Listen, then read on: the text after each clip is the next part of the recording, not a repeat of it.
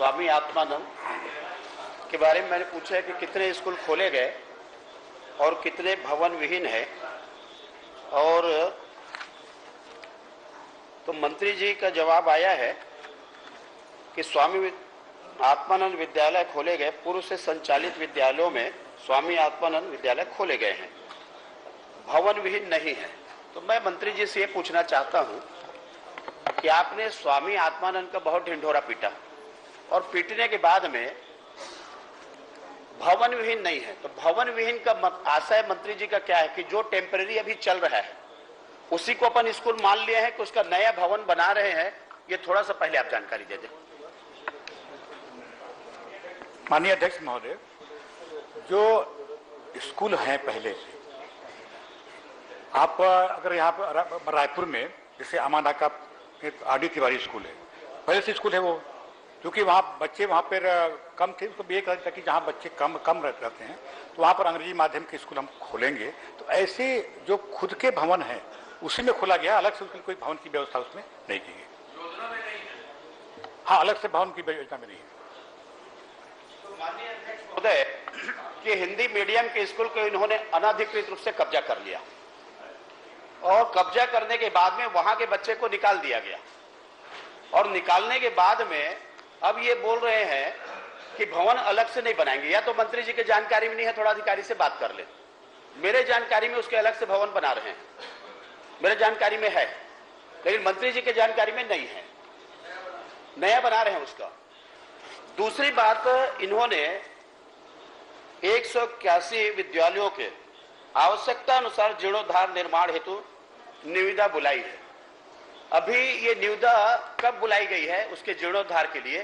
थोड़ा सा ये तारीख बताएंगे मेरे को। माननीय अध्यक्ष महोदय, पहली बात ये कि हमने कोई कब्जा नहीं किया है। हमने स्वामी आत्मानंद अंग्रेजी माध्यम का स्कूल संचालित किया हुआ है और जो स्कूल हमने किसी को भगाया नहीं, वहाँ पे नहीं है। वो 2 पाली में लग रहा है, उसमें जहाँ जहाँ बच्चे हैं वहाँ पर अंग्रेजी भी लग रही है और हिंदी भी लग रही है, तो वहाँ किसी को हटाने की बात नहीं है। माननीय अध्यक्ष महोदय, आपने पूछा कि 181 में निविदा बुलाई गई। ये 181 स्कूल का है, तो उसमें ये अलग अलग माननीय अध्यक्ष महोदय, जैसे आर डी तिवारी का स्मार्ट सिटी लिमिटेड द्वारा इसमें जो काम इसमें हो रहा है प्रकलन के आधार पर, और बीपी पुजारी भी स्मार्ट सिटी, तो स्मार्ट सिटी है, आरईएस है, पीडब्ल्यूडी है, ये माननीय अध्यक्ष महोदय इसके द्वारा माननीय अध्यक्ष महोदय, इसकी कोई निविदा नहीं बुलाई गई है, जीर्णोद्धार हो गए हैं, डीएमएफ से राशि दे दी गई है, उसका बंदरबाट हो गया है। मैंने इसीलिए कहा कि उसका तारीख बता दे कि निविदा कब बुलाई गई है और निर्माण कब हुआ है।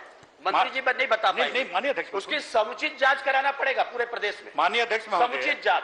माननीय अध्यक्ष महोदय, माननीय अध्यक्ष महोदय, अलग अलग डेट में बुलाई गई है। बताइए ना। 25 तो 181 का बताओ। 25 तो 21 है, 17/5/21 है, 16/3/21 है, ये अलग अलग डेट में 11/5/22 है, ये अलग अलग डेट में बुलाए गए हैं। मैं पूरा जानकारी आपको दे दूंगा।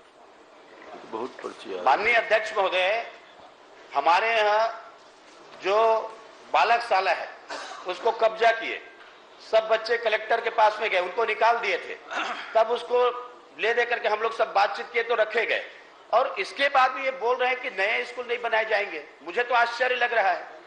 अब इसमें मैंने पूछा है कि सेकंड कि उसमें जो स्कूल खोले गए हैं कितने पद स्वीकृत है, कैसे भरे गए, उसमें भी उत्तर वही आया है कि 10,307 पद भरे गए, तो 4,283 प्रतिनियुक्ति से और 6,024 अस्थायी नियुक्ति, और ये हो गया आपका 10,307। मतलब उसका आपने कोई सेटअप तैयार किया है और सेटअप के आधार पर उसके विज्ञापन जारी करके उसकी भर्ती प्रक्रिया कर रहे हैं, और कब करेंगे उसको बताइए। ये प्रतिनियुक्ति वाले को माननीय अध्यक्ष महोदय, उसके सेटअप तैयार किया गया है और उसमें मैंने कहा कि जो उसमें एक तो प्रतिनियुक्ति पे भेज रहे हैं, प्रतिनियुक्ति पे भेजा जा रहा है, और उसके बाद अगर बचते हैं तो संविदा में उसकी नियुक्ति होगी, ये प्रक्रिया उसमें अपनाई गई है। तो प्रतिनियुक्ति पे और संविदा कि 2 उसमें व्यवस्था इसमें की गई। तो माननीय अध्यक्ष महोदय, मतलब प्रतिनियुक्ति और संविदा हुआ तो उसके कोई सेटअप बना है कि नहीं बना है, वही तो आपको पूछ रहा हूं। सेटअप बनाए माने थे, तो सेटअप पे आप विज्ञापन जारी करके भर्ती स्थायी करेंगे कि उसका संविदा में चलाएंगे? नहीं, सेटअप बना हुआ है और सेटअप के आधार पर जहां पर प्रतिनियुक्ति में अगर नहीं मिल रहे हैं तो उसकी विज्ञापन जारी करते हैं। वे आपका किसी विषय की अगर नहीं मिल रहे हैं तो विज्ञापन जारी करते हैं, उस आधार पर नियुक्ति होती है माननीय अध्यक्ष महोदय काउंसलिंग के द्वारा। रंजना दीपेन साहू, एक प्रश्न माननीय अध्यक्ष महोदय, इसमें मैं मंत्री जी से पूछना चाहता हूं, केवल एक प्रश्न कि रजाई पूछेंगे कि ये जो नियुक्ति जो आप किए अस्थायी, इसकी कोई शिकायत आपको मिली है? माननीय कार्रवाई हुई है शिकायत मिलने के आधार पर? रंजना दीपेन साहू, माननीय अध्यक्ष महोदय, अभी ऐसे कोई शिकायत मुझे नहीं प्राप्त हुई।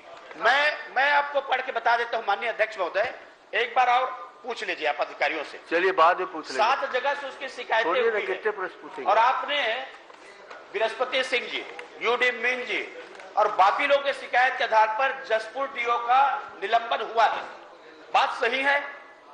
आप बताएंगे। माननीय अध्यक्ष महोदय, मैं जानकारी लेकर आपको अवगत करा दूंगा। ये असत्य कथन कर रहे हैं। मैं जानकारी लेके माननीय अध्यक्ष महोदय, मैं अलग से जानकारी लेके माननीय सदस्य को अवगत करा दूंगा। 16 बर्खास्तगी हुई है और अनेक लोगों ने शिकायत किया है, जिसमें आपके जनप्रतिनिधि भी आपको शिकायत किए हैं और शिकायत के आधार पर कार्रवाई हुई है। माननीय, चलिए आपकी जानकारी को लेके माननीय अध्यक्ष महोदय, हाँ क्या हो गया? ये इसमें लिखा है प्राक्कलन तैयार किया गया।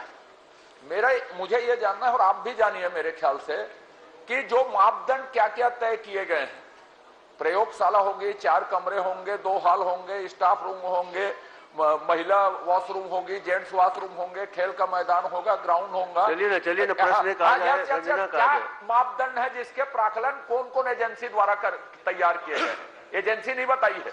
और दूसरा, इसमें लिखा है अस्थायी नियुक्ति दी गई, तो अस्थायी सेवा भर्ती नियम शासन के पास है क्या? कौन सा अस्थायी नियुक्ति है? किस प्रक्रिया के तहत अस्थायी भर्ती की गई?